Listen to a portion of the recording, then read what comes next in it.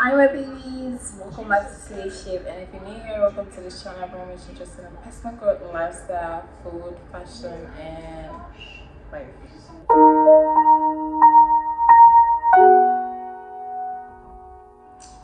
Okay, so this is a video answering all the questions I was asked, and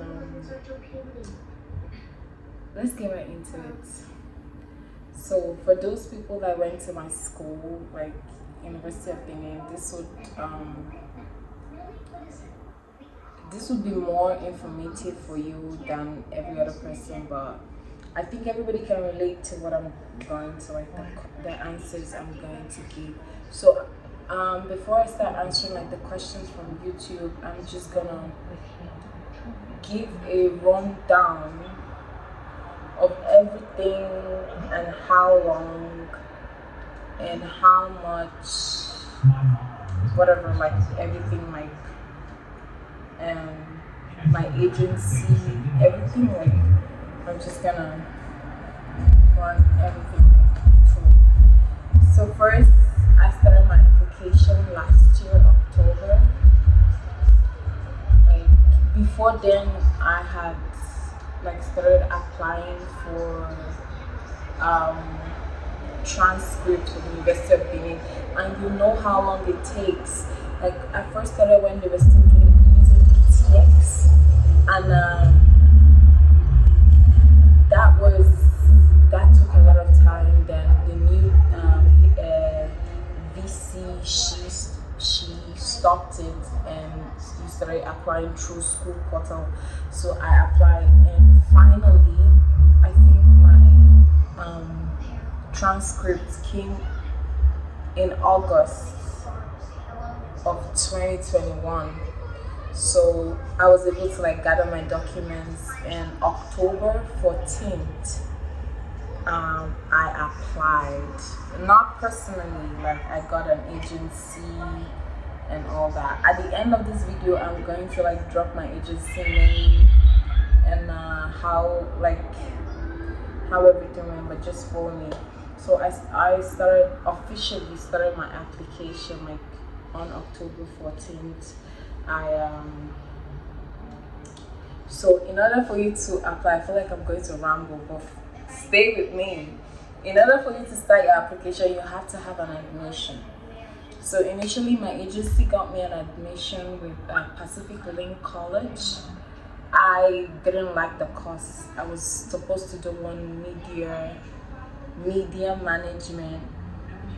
Now in Canada, like in order to like get into a school or get approved by immigration, whatever you studied or the industry you work in has to be related to what you want to school.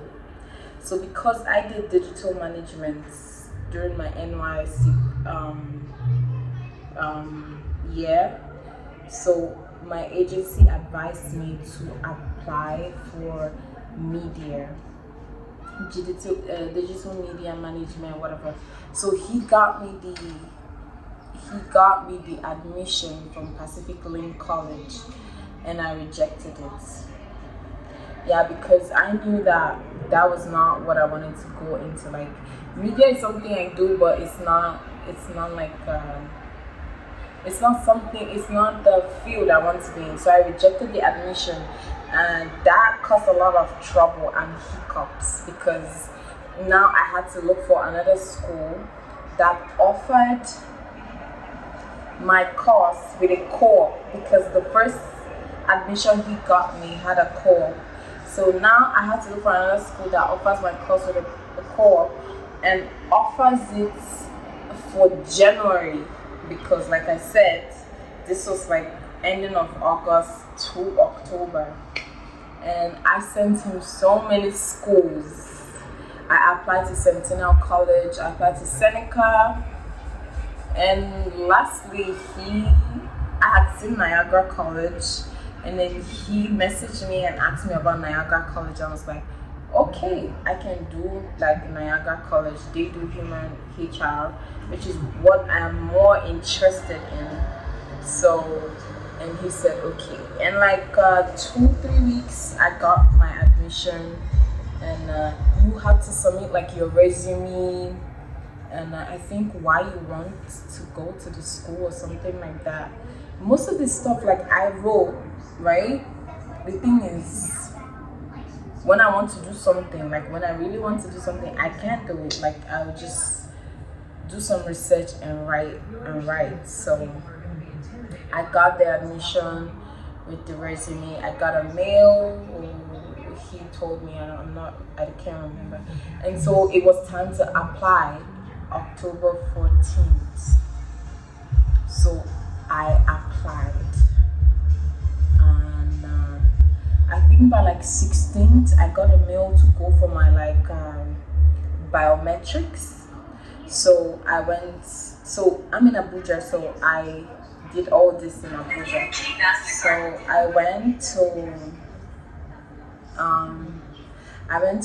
for the biometrics, and everything went on fine.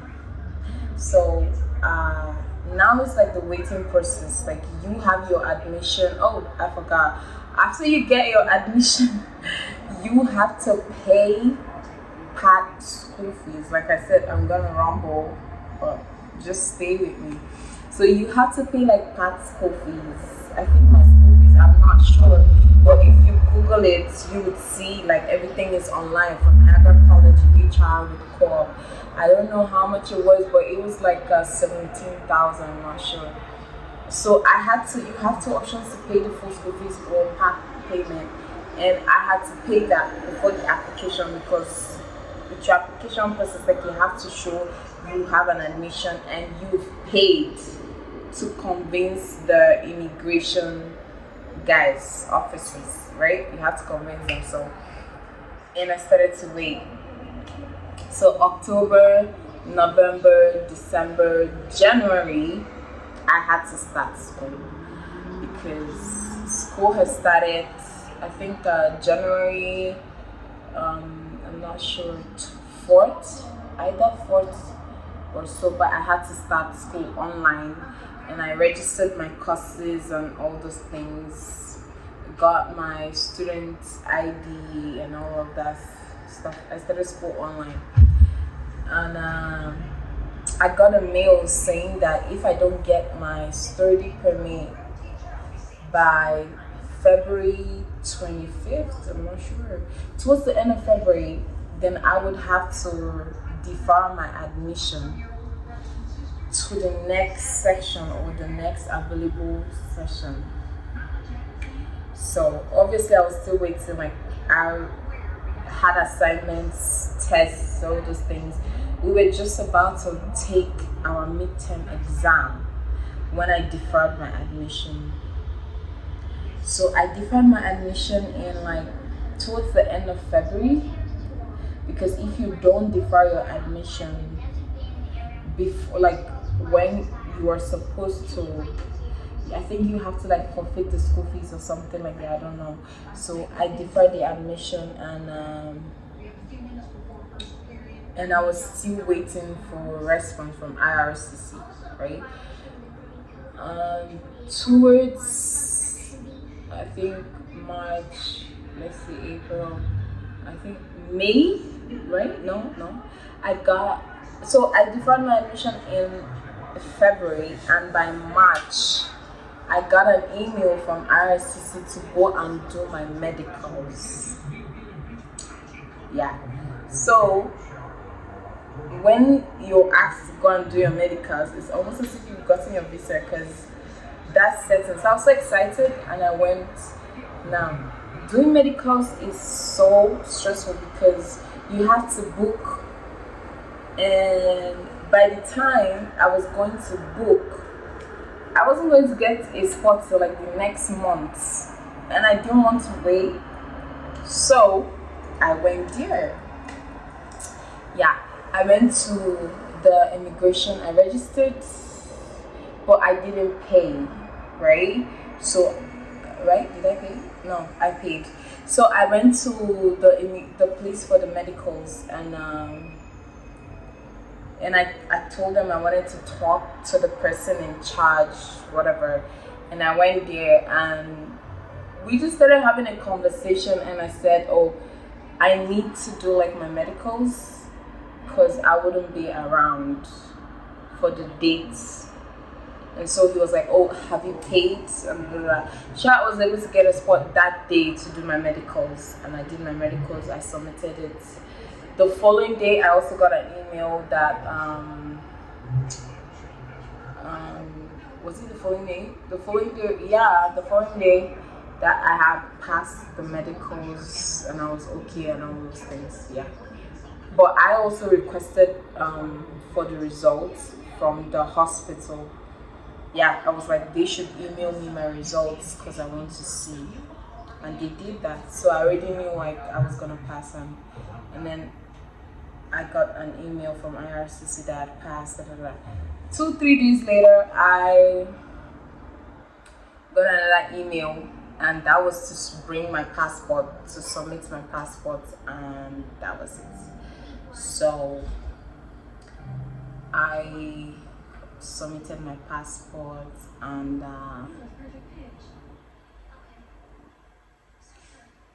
3-5 days later, because I submitted it like on Thursday and it came back on Monday to me. You know, some people say they send their passport to like Ghana, I don't know, Kenya, whatever. Mine was stamped in Abuja, so that was easy. Like I submitted like on a Thursday, and on a Monday my passport was already sent back to me, and I saw that I was getting the visa. So this is the end. This is the process. I don't wanna now. Let's talk about like how long it took. So I did my application October 14th. I got my visa end of March. That's like let's do October, November, December, January, February, March.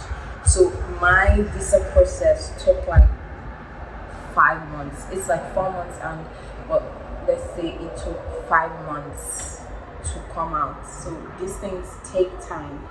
And then the visa application, I don't know exactly how much it was because I paid to the agency and they did all that.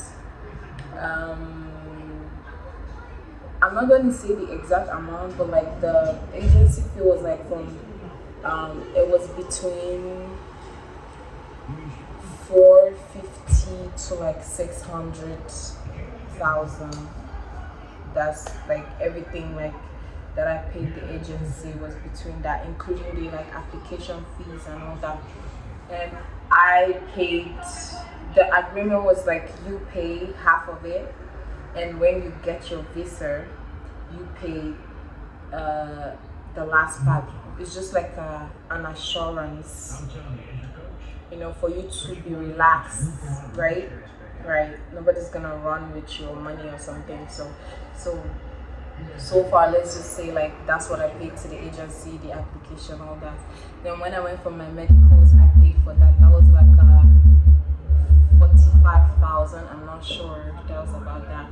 And then everything is in Naira. Then the school was like not.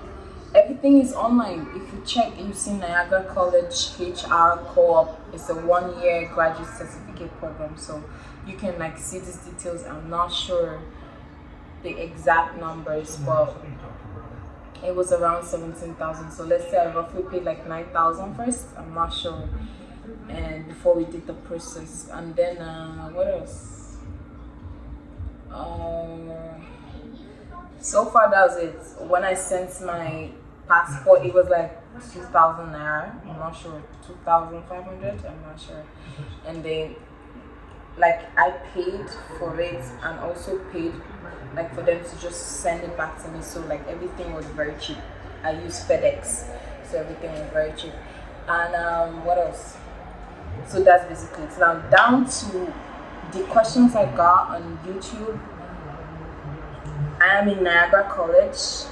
I said that I resumed school in September, so you're not gonna see any school content till like September. That's why I'm just doing like my life in Canada and answering all the questions. Then housing. Some people messaged me on Instagram talking about housing, accommodation, how I went back. for us in Nigeria, we cannot access Facebook Marketplace till you're in Canada. And even when you're in Canada, Facebook would most likely flag you, because that happened to me. Like, I was banned from Facebook Marketplace like 3 times. I kept appealing and they will restore it. The final time they said I couldn't appeal anymore. But I found my place like on Indeed. No, not Indeed. Kijiji. So you go from Nigeria, you can access Kijiji. Kijiji. Kijiji. You can access it from Nigeria. And my school is in downtown Toronto, College Street. But I stay in Mississauga. It's not that far. It's a lot better. Like, I prefer here, and it's a lot more affordable, right? So I prefer like Mississauga. And it depends on what you're looking for. But as a student, you pay like from 500 to 1,000 or 1,500. Just like, depends on what you can get and what you're looking for. Like, for accommodation, it depends on what you can get. I also pay like just like right at the middle, like something like that. And what else? So some people asked me about the questions I was asked at the immigration. So let me explain my process from getting my visa to like traveling. So I booked my flights. For those people that want to book their flights, I say you should use Expedia. Now, I checked like all the flights and I wanted to use British Airways. For some reason, I feel like that was a bad idea. But for some reason, the immigration respects the airline. I would explain to you why I say so. So I wanted to use British Airways, and I kept checking their sites. It was so expensive. So I used Expedia. And Expedia, I don't know how they do it, but they get you a flight that's within your budget, and you can insure it if you want. I insured it. It's like I don't know, it's like $50 extra. So I don't know. I insured the flight just in case anything happened. I would get my money back, because I was scared. I've never heard of Expedia before to book flights, so I used Expedia. And I booked my flight for May. I got my visa in March. I booked my flight for May. I didn't want to wait. Like, I hadn't gotten a place, nothing. So I wanted to come and like settle down before school, right? So when traveling, I traveled on May 15th. I traveled to London Heathrow Airport. I had like a layover in London, and then from London I came to Canada. From Nigeria to London is like 6 hours, and from London to Canada is like 7 hours, right? I had like an hour 30 minutes or 2 hours 30 minutes layover.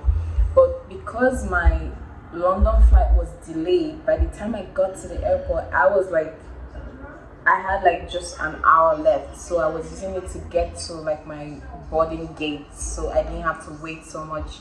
If you watch the last footage, you can see that I didn't show so much at the London airport, because like I was just bothered about not missing my flights than doing any videos, so I didn't do that. So I booked my flight. The Abuja immigration is almost seamless. Oh my god. If you're traveling from Nigeria and you have the opportunity to travel from Abuja, please do it. Lagos airport is so chaotic. So Lagos, I was searched at the immigration, the first security, and that was it. And I had like excess luggage, so I had to like, not like excess luggage, yeah, like I have 2 bags, 2 boxes, and one was overweight and the other one was lighter. So I just like took an extra bag and equal, like I didn't pay so much, I think like 12,000, I'm not sure, and that was it. And then I got to London, no issues, I got on my flight. It's important to know like the documents I traveled with, and then I got to like to Canada, and then the immigration was almost seamless. So before I tell you the questions I was asked, see the documents I traveled with my COVID vaccine card. I traveled with my admission letter, my my school fees receipt, my